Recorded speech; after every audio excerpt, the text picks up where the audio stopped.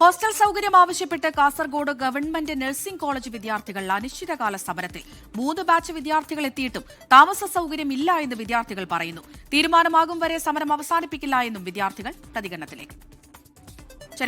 കാസർഗോഡ് നിന്ന് പ്രദീപ് നാരായണൻ വിവരങ്ങൾ നൽകാനായി ചേരുന്നുണ്ട്. പ്രദീപ്, എന്താണ് ഈ ഹോസ്റ്റലിലെ കുട്ടികളുടെ ആവശ്യം? ഇവരെന്താണ് നമ്മളുമായി പങ്കുവെക്കുന്നത്?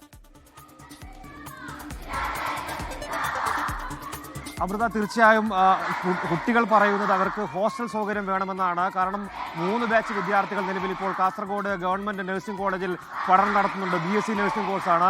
അപ്പോൾ 3 ബാച്ചിലായി 120ഓളം കുട്ടികൾ പഠിക്കുന്നു. പക്ഷേ ഇപ്പോഴും ഈ കോഴ്സ് മുന്നോട്ട് പോകുന്ന ഘട്ടത്തിൽ ഒരിക്കൽ പോലും അവരുടെ ഹോസ്റ്റൽ സൗകര്യം സംബന്ധിച്ച് യാതൊരു ഉറപ്പും അവർക്ക് ലഭിക്കുന്നില്ല. നേരത്തെ ഈ ആവശ്യം ഉന്നയിച്ച വിദ്യാർത്ഥികൾ സൂചനാ സമരം നടത്തിയിരുന്നു.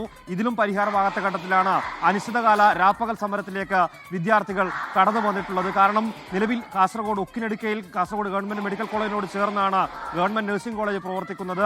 ഇനി 4ാമതൊരു ബാച്ച് വിദ്യാർത്ഥികൾ കൂടി വരുന്ന ഘട്ടത്തിൽ എങ്ങോട്ട് പോകുമെന്നാണ് ചോദിക്കുന്നത്.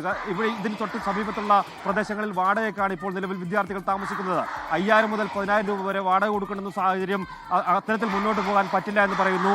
അങ്ങനെ താമസ സൗകര്യം ഉള്ള സ്ഥലത്ത് പോലും ഒരു സേഫ്റ്റി ഇഷ്യൂസ് കുട്ടികൾക്കുണ്ട് എന്ന് പറയുന്നു. എന്തായാലും ഇപ്പോൾ വിദ്യാർത്ഥികൾ തന്നെ നമുക്കൊപ്പം ചേരുകയാണ്.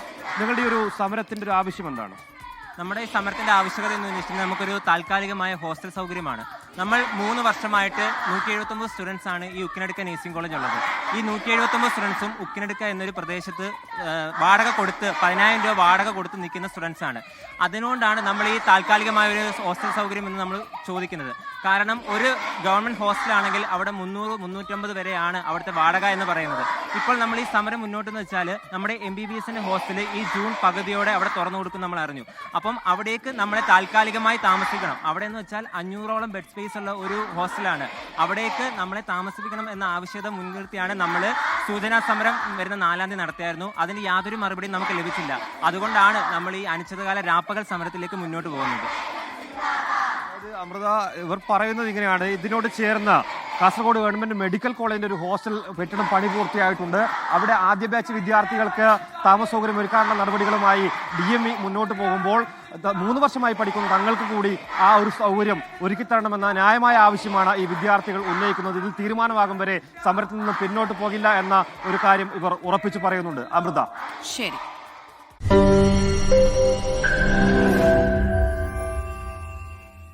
ലോകത്തെവിടെയായാലും ഏത് സമയത്തും 24 വാർത്തകളും ഓഗ്മെന്റഡ് റിയാലിറ്റി പാക്കേജുകളും എക്സ്പ്ലെയിനറുകളും വിശദമായി കാണാൻ ഞങ്ങളുടെ YouTube ചാനൽ നിങ്ങൾക്ക് സബ്സ്ക്രൈബ് ചെയ്യാം.